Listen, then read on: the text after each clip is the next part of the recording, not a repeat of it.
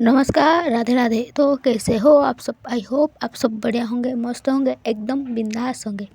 तो इस स्टोरी की प्रीवियस पार्ट में क्या हुआ था मुझे पता है, आप लोग बताते नहीं हो, लेकिन मैं वही बता देती हूँ। तो प्रीवियस पार्ट की लास्ट सीन में कुछ यूँ हुआ था, मतलब जब आरोही अपनी हॉस्पिटल के लिए निकल रही होती तो तभी वो ट्रैफिक में रीत को देखती है और उसे देखकर वो अपनी मन में कह रही होती, इसका कुछ काम धंधा नहीं है क्या, जब देखो तब घूमती रहती है। और क्या क्या हुआ था वो तो आप जाकर प्लीज़ उस पार्ट में सुनकर आइए, क्योंकि मुझे पर्सनली उस पार्ट बहुत अच्छा लगा। तो प्लीज़ आप भी जाइए और स्टोरी सुनकर आइए। तो चलते हैं आज के स्टोरी की तरफ। तो स्टोरी को जहाँ से ख़त्म किया था वहीं से स्टार्ट करते हैं। तो आरोही हॉस्पिटल में एक पेडियाट्रिक वार्ड के तरफ जाती है। आरोही अपनी वाइट कोट पहनकर वार्ड में एंटर करती है। एक नर्स आरोही को एक छोटी बच्ची के पास लेके जाती है। उस बच्ची की उम्र लगभग 7 या 8 साल होगी। वो बच्ची दिल की पेशेंट, मतलब हार्ट पेशेंट। आरोही उस बच्ची के पास जाती है। बच्ची का चेहरा पीला है पर आँखों में शैतानी चमक रही थी। आरोही उस बच्ची को देखती है। फिर वो नर्स आरोही से कहती है सॉफ्ट आवाज़ में, मैम इसकी नाम है मीरा, कंजेनिटल हार्ट प्रॉब्लम है, डर लगता है उसे। उसके बाद आरोही जाके उस बच्ची के पास बैठ जाती है। आरोही स्माइलिंग करके उस बच्ची से कहती है, मतलब मीरा से कहती है, आरोही कहती है, मीरा तुम्हें पता है तुम ना एंजल हो। मीरा उसकी थोड़ा आई ब्लिंक करके कहती है, मैं? पर एंजल के पास तो पावर होती है, पर मेरे पास तो कोई भी पावर नहीं है। उसके बाद आरोही अपना स्टेथोस्कोप को मीरा के हाथों पे पकड़ा देती है। आरोही कहती है, देखो ये हार्ट की आवाज़ तुम्हें सुनाई दे रही है ना? मीरा थोड़ा मुस्कुरा के कहती है, हाँ। तभी आरोही कहती है, देखा तुम्हारे पास पावर है, हार्ट की आवाज़ सुनने की पावर, क्योंकि जो दिल की आवाज़ सुन लेती है वो सबसे स्ट्रांग होती है। तभी मीरा अपनी हाथों को सीने पर रखकर सुनती है और कहती है, ये तो ड्रम जैसा बज रहा है। आरोही थोड़ा स्माइल करके कहती है, हाँ तुम्हारी दिल प्रैक्टिस कर रही है ताकि तुम रेस जीत सको। मीरा थोड़ा हंस देती है, फिर उसकी आंखों में थोड़ा आंसू आ जाती है। मीरा धीरे से कहती है, मुझे इंजेक्शन से डर लगता है। तभी आरोही मीरा की हाथ पकड़ के कहती है, चलो एक डील करते हैं। तुम एक बार आंखें बंद करोगी और मैं एक बार 1 2 3 बोलूँगी और उसके बाद दर्द भाग जाएगा। उसके बाद मीरा कहती है, अच्छा ठीक है, डील मंजूर। तभी वो नर्स इंजेक्शन को ला के आरोही को देती है। आरोही वो इंजेक्शन को हाथों में लेती है और मीरा से कहती है, चलो अपना आंखें बंद करो, मैं 1 2 3 बोलूँगी और देखना दर्द कैसे गायब हो जाएगा। उसके बाद मीरा अपना आंखें बंद करती है। आरोही इंजेक्शन को लगाने के लिए अपना हाथ आगे बढ़ाती है और वो काउंटिंग करने लगती है। 1 2 और 3 बोलने से पहले ही वो मीरा को इंजेक्शन लगा देती है। मीरा को थोड़ा सा दर्द होता है और वो थोड़ा नाराज़गी दिखाते हुए कहती है, अपने 3 नहीं बोला? आरोही कहती है, इसलिए तो एंजल को दर्द नहीं होता। आरोही की बात सुनकर मीरा थोड़ा हंस देती है। इधर बाहर मीरा की माँ परेशानी होके खड़ा था। उसके बाद आरोही बाहर आती है और उसकी माँ से सॉफ्टली कहती है, आरोही मीरा की माँ से कहती है, मीरा बहुत ब्रेव है, आप भी उसके सामने स्ट्रांग रहिए। तभी मीरा की माँ के आंखों में आंसू आ जाती है और वो आरोही से कहती है, थैंक यू डॉक्टर, ये पहली बार है किसने मीरा को हंसाया? ओके, ध्यान रखना उसका। ये बोल के आरोही दूसरे ओर चली जाती है। तो ये सीन हमें यही छोड़ते हैं, हम चलते हैं दूसरी तरफ, रीत के तरफ। शहर का बिजी मार्केट एरिया, वो मार्केट फुल क्राउड है, सब अपने ज़िंदगी में बिजी। उस भीड़ में रीत अपनी नॉर्मल कपड़ों में, उसकी हाथों में हेलमेट और बाइक को थोड़ी दूर पार्क की होती, और रीत ने अपनी कानों में एक छोटा सा ईयरपीस लगाया है। वही ईयरपीस के दूसरे ओर राघव थोड़ा सा आवाज़ में रीत से कहती है, टारगेट आज दिन के टाइम में निकल रहा है, रिस्की हो सकती है रीत। तभी रीत थोड़ा मुस्कुरा के कहती है, क्या करूँ, रिस्क के बिना मुझे पैसा नहीं मिलता। इधर तभी दूर से एक लग्जरी कार स्लो होकर स्टॉप होती है। तभी इनके टारगेट उस कार से उतरता है। कुछ लोग उसे पहचान कर साइड होती है और उसकी बॉडीगार्ड आसपास। इधर रीत एक ठेले के पास खड़े होकर पानी पी रही है और उसकी नज़र पूरे फिक्स्ड। तभी एक बुढ़िया वो धीरे धीरे रोड क्रॉस करने लगती है। कुछ कार जोर से हॉर्न बजाने लगती है और कुछ लोग जोर से चिल्लाते हैं। तभी रीत बिना कुछ सोचे आगे बढ़कर उस बुढ़िया को साइड ही खींच लेती है। पर यहाँ एक प्रॉब्लम हो जाती है, मतलब वो बुढ़िया तो सेव हो जाती है, लेकिन रीत यहाँ एक्सपोज हो जाती है। वो आदमी की बॉडीगार्ड की नज़र रीत पर पड़ जाती है। तभी एक बॉडीगार्ड कहती है, वो लड़की देखकर चल रही है। तभी रीत को समझ आ जाती है, ओवरब्लोन। तभी रीत फटाक से उस ठेले से एक डंडा लेके एक बॉडीगार्ड के हाथों को मार के उसकी हाथों से गन गिरा देती है। और तभी एक दूसरी बॉडीगार्ड रीत के तरफ बढ़ रहा था, लेकिन रीत तो भाई रीत है, उसके पास अच्छी खासी फाइटिंग स्किल थी। लेकिन रीत उस दूसरे बॉडीगार्ड को उसकी घुटने पे एक किक मार के उसको भी नीचे गिरा देती है। और रीत ये सब पूरा प्लानिंग के साथ कर रहा था, मतलब उसने हेड पे एक कैप पहना था और साथ ही साथ उसने फेस पे मास्क पहना था, क्योंकि भाई वही बहुत ज़्यादा क्राउड था, मतलब कोई अगर उसका वीडियो बना लेता तो। उधर ईयरपीस के साइड से राघव रीत से कहता है, रीत लोग देख रहे हैं, आबरोड मिशन। रीत अपनी दांत पिसती हुई कहती है, आबरोड नहीं, फिनिश। उसके बाद रीत उस टारगेट के गाड़ी के पास भागने लगती है, मतलब जिसको इन लोगों ने टारगेट किया था।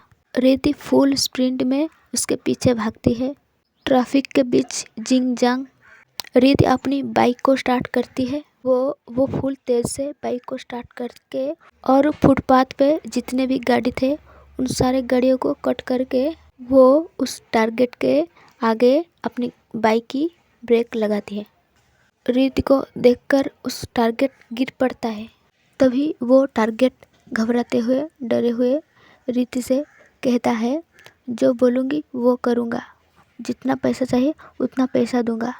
लेकिन रीत उस आदमी की बात कुछ भी नहीं सुनता।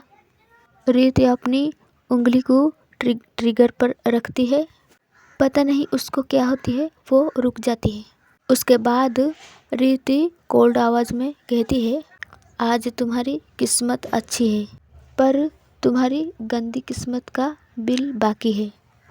उसके बाद रीति उसको मारती नहीं, मतलब उसको गन से नहीं मारती, उसको एक थप्पड़ मार के नीचे गिरा देती है और उसकी फ़ोन लेके किसी इम्पोर्टेंट डाटा उस फ़ोन से निकाल लेती है। उसके बाद रीति भीड़ के तरफ देखकर कहती है, किसको चोट नहीं लगी, पीछे रहो। उसके बाद रीत अपनी बाइक स्टार्ट करके वहाँ से निकल आती है। थोड़ी दूर में राघव उसका वेट कर रहा था। रीति राघव के सामने बाइक रोकती है, फिर राघव आके उसकी पीछे बैठ जाता है। राघव रीत से पूछता है, आज तूने काम पूरा क्यों नहीं किया? रीत बाइक की एक्सीलेटर थोड़ा मोड़ते हुए रीत कहती है, दिन के उजाले में ज़्यादा खून दिख जाता है। उसके बाद राघव कुछ नहीं कहता है, ना ही उसे ज़्यादा कुछ सवाल करता है। उसके बाद वो दोनों ही यहाँ से निकल जाते हैं। तो इधर दूसरी तरफ हमें एक कॉलेज का सीन दिखाई जाता है। कॉलेज में नॉर्मल डे चल रहा था। स्टूडेंट हंसते बोलते, कैंटीन से आवाज़, ग्राउंड में प्रैक्टिस। और इस कॉलेज में पढ़ रही है रीत की बहन प्रीति। प्रीति अपनी फ्रेंड के साथ चल रही होती। प्रीति उसकी क्लास के तरफ ही जा रही थी। तभी एक ब्लैक कार आके रुकती है कॉलेज की मेन गेट के बाहर। उस कार से पहले सिक्योरिटी लोग उतरते हैं। उसके बाद एक हैंडसम लड़का उस कार से उतरता है। डिसेंट ड्रेसिंग, थोड़ा एटीट्यूड, पर आंखों में थोड़ा सपनेस।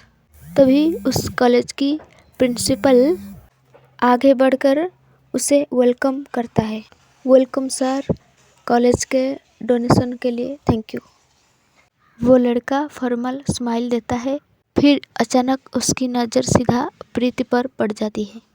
प्रीति भी उसे देखती है, पर वो तुरंत ही नज़र फेर लेती है। तभी वो लड़का प्रीति के तरफ देखकर खुद से कहती है, ये कौन है? उसके बाद वो लड़का वहाँ से प्रिंसिपल के साथ कैंपस टूर के लिए चल रहा होता। इधर प्रीति के कुछ दोस्त प्रीति से कहते हैं, वो तुझे ही देख रहा था। प्रीति थोड़ा एम्बैरेस्ड होके कहती है, तुम लोगों चुप करो, अमीर लोग हम जैसे गरीब लोगों को देखते नहीं। तो ये सब ऐसे ही बात करते करते इनके क्लासरूम में पहुंच जाते हैं। तो यहाँ से हम स्टोरी को थोड़ा आगे बढ़ाते हैं, मतलब शाम का टाइम। तो शाम का टाइम हमें दिखाया जाता है। इधर आरोही हॉस्पिटल से अपनी काम ख़त्म करके वो उसकी घर के लिए निकल रही होती। आरोही अपनी कार को ड्राइव करके जा रही होती। तभी वो देखती है रोड साइड पे भाई बेंच जैसा होते हैं ना, वहाँ लोग बैठते हैं, वहीं पे रीत बैठी है। आरोही रीत को देखकर वो स्लो करने लगती है। रीत उस बेंच पर चुपचाप बैठी है। उसका पोजीशन कुछ ऐसा है, मतलब साइड में उसकी बाइक खड़ा है और वो उस बेंच पे ऐसी बैठी है, मतलब अपनी दोनों हाथ सीने में बंद कर, और वो आसमान के तरफ आंखें बंद करके वो ऐसी बैठी है, मतलब वो कुछ जैसे सोच रही है। ऐसे होते हैं ना जब लोग थक जाते हैं और वो हरास हो जाती है, तो उस टाइप पोजीशन में वो बैठी थी। तभी रीत को फील होती है कि उसके सामने आके कोई खड़ा हुआ है। पहले तो रीत कुछ रिएक्ट नहीं करती है, फिर वो धीरे से अपनी आंखें खोल के सामने देखती है, तो सामने और कोई नहीं, आरोही खड़ी थी भाई। रीत आरोही को देखकर उसकी आंखें छोटी करके पूछते हैं, तुम यहाँ? हाँ, मैंने इस रोड से जा रही थी और मेरी नज़र अचानक यहाँ आ गई, तो मैंने देखा कि किसी दुखी आत्मा ने यहाँ बैठी है, और वो दुखी आत्मा तुम हो, मुझे यहाँ आके पता चला। वैसे भाई भी तुम्हारी हाथ कैसी है? रीत कहती है, ओ मतलब हाथ कैसी है ये पूछने यहाँ आए हो? तभी आरोही कहती है, क्या मैं तुमसे एक बात पूछ सकती हूँ, अगर तुम बुरा ना मानो तो? रीत कहती है, हाँ पूछ सकते हो। तभी आरोही पूछती है, तुम करती क्या हो?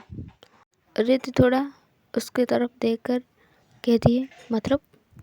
तभी आरोही कहती है, क्योंकि मैं जब देखती हूँ तुम तो घूमती रहती हो, कभी पैदल तो कभी बाइक पे। रीत कहती है, तुम्हें अभी तक मेरा नाम भी पता नहीं, पर तुम मुझे इतना नोटिस करते हो, मतलब ऐसा कुछ भी नहीं है। रीत कहती है, ठीक है। तभी रीत कहती है, वैसे मेरी हाथ अब बिल्कुल ठीक है, मतलब पूरा ठीक हो चुकी है, तो अब तुम जा सकते हो, और अब तो तुम्हें गिल्टी भी नहीं होगी कि। तभी आरोही फिर से पूछती है, उसे मैंने तुम्हें तुम्हारी नाम पूछा था, तुमने उस दिन बताया नहीं। तभी रीत थोड़ा मुस्कुरा के कहती है, क्या बात है मैडम, मतलब नाम जानना है, मैं क्या करती हूँ काम भी जानना है, क्या करोगी ये सब जानकर? तभी आरोही कहती है, तुम्हें फिर से मेरी कार से उड़ाऊंगी। रीत थोड़ा हंस देती है, अच्छा। रीत कहती है, चलो अगर तुम्हें क्यूरियोसिटी हो रही है तो मैं अपना नाम बता देती हूँ। एक्चुअली मेरा नाम रीत चौधरी है। आरोही कहती है, अच्छा वैसे तुम क्या करती हो? आरोही कहती है, यार मैं बस ऐसे ही पूछ रही हूँ, डॉक्टर हूँ ना, क्वेश्चन पूछने का कुछ ज़्यादा ही आदत है मुझे। इसका मतलब तुम ऐसा वैसा कुछ मत समझो, पता है ना मैं कौन हूँ। उसके बाद रीति उसे नीचे से ऊपर तक देखती है और कहती है, मिस इंडिया तो तुम हो ही नहीं। आरोही कहती है, मुझे मिस इंडिया होना भी नहीं है, वैसे तुम करती क्या हो। आरोही की बात सुनकर रीत थोड़ा रुक जाती है, फिर नॉर्मल होकर जवाब देती है, लोगों के काम आती हूँ। आरोही अपनी आईब्रो थोड़ा ऊपर करके कहती है, हैं ये कौन सा जॉब टाइटल है, सीवी में भी यही लिखती हो। रीत कहती है, रिज्यूम बनाने की टाइम नहीं मिलता। तभी आरोही पूछती है, हैं सोशल वर्कर हो। तभी रीति थोड़ा मुस्कुरा के कहती है, लोगों को गार्ड करती हूँ, खुद को नहीं। आरोही थोड़ा सीरियस होके कहती है, तुम हर चीज़ों को जोक में घुमा लेती हो। तभी रीत फिर से एक हल्की सी हंसी के साथ कहती है, कुछ सच ऐसे होती है जिन्हें सीधा बोल दिया तो प्रॉब्लम हो जाएगी। तभी आरोही कहती है, ओके इट्स योर चॉइस। उसके बाद आरोही कुछ और बोलने जाएगी, तभी उसकी फ़ोन रिंग करती है। वो अपनी फ़ोन के स्क्रीन को देखती है तो नाम फ्लैश हुआ था, ब्रदर। तभी वो फ़ोन रिसीव करके कानों में लगाकर हेलो बोलती है। उधर से क्या बात होती है ये तो भाई उन दोनों को, भाई बहन को ही पता, लेकिन आरोही के फेस पे बहुत प्यारा सा स्माइल आ जाती है उसकी भाई की बात सुनकर। तो देखते हैं उसने क्या बोला है उसकी बहन से। इधर आरोही फ़ोन कट कर देती है। तभी आरोही रीत के तरफ देखकर कहती है, ओके अगर फिर कभी मुलाकात होगी तो बता देना तुम्हारी पजल वर्क के बारे में। ये बोल के आरोही अपनी कार के तरफ आती है और वो कार में बैठकर कार को स्टार्ट करके वहाँ से चली जाती है। इधर रीत उसकी कार के पीछे से उसको जाता हुआ देख रहा था। इधर आरोही वहाँ से जाने के बाद रीत फिर से वही बेंच पर बैठ जाती है और कुछ देर यूं ही ऐसे बैठने के बाद वो भी अपनी बाइक स्टार्ट करके वहाँ से चली जाती है। तो हम भी चलते हैं।